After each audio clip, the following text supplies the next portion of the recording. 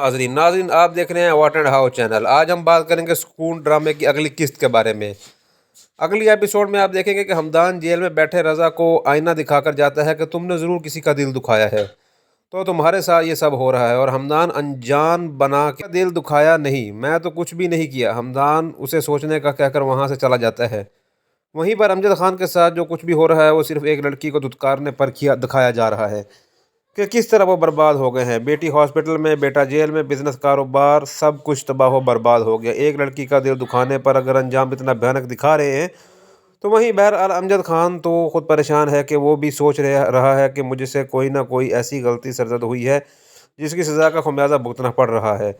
दूसरी तरफ रज़ा तो पहुंच चुका है अपनी गलती तक। हमदान उसे मिलने आता है तो फ़ौरन उसे कहता है कि मैंने वो राज पा लिया, इस खुदगर्जी का जिसकी वजह से आज मेरी ये हालत है। तुम्हें ऐना याद है ना, हमदान वो बहुत ख़ास लड़की है, मैंने जो घटियापन उसके साथ किया है ना, उसकी सज़ा मिल रही है मुझे अब। जवाब में हमदान कहता है कि तुमने एक नहीं कई गुनाह किए हैं। एक मासूम लड़की के मोहब्बत में जाल में फंसाया, यहाँ बुलाया, धोखा दिया, उसका दिल तोड़ा। जिस पर रज़ा कहता है जो घटियापन उस लड़की के साथ मैंने किया है उसी की सज़ा तो भुगत रहा हूँ। मुझे अपनी गलती का एहसास है और अपनी गलती जानने के बाद रज़ा जेल में ही माफ़ी मांग रहा होता है अल्लाह से, क्योंकि ये सही बात है कि इंसान पर जब बुरा वक्त आता है तो वो सबसे पहले अल्लाह को ही याद करता है। इस लड़की को जो है वो अब घर से निकाला। वहीं ऐना जो गुड़िया के लिए हमदान को राज़ी कर रही थी कि आप उससे शादी कर लें, सब ठीक हो जाएगा, और हमदान इस बात से शदीद खफा हो चुका है।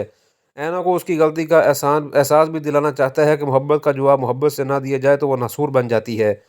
वो ऐना से कुर्बानी नहीं चाहता, सिर्फ मोहब्बत चाहता था, लेकिन ऐना ने तो खुद को हद से ज़्यादा अच्छा साबित करने के लिए हमदान का दिल तोड़ कर रख दिया। और हमदान भी फैसला कर चुका है कि ऐना उसे पीछा छुड़वाना चाहती है तो ठीक है। अब ऐना घबरा रही है कि हमदान के इस फैसले पर उसे रोकने के लिए क्या करे।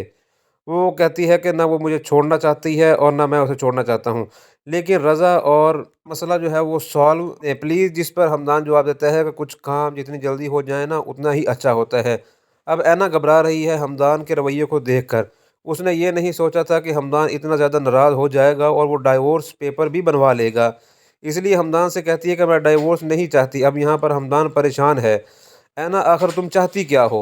वो हमदान से तलाक लेने का सुनकर तो ऐना खुद भी समझ नहीं पा रही, घबरा रही है। अच्छा, उसके बाद जो है वो ऐना खुली हवा में सांस लेने के लिए छत पर चली जाती है और वहीं उस पर उसकी जो है वो आंख लग जाती है। ऐसे में हमदान उसे ढूंढता हुआ छत पर आता है और उसे इस तरह सोता हुआ देखकर उस पर चादर लाकर उसके ऊपर डाल देता है और ख़ुद बैठ जाता है और सोचता है, तुम्हें समझ क्यों नहीं आ रही कि ऐना कि मैं तुम्हारे अलावा किसी और का नहीं हो सकता।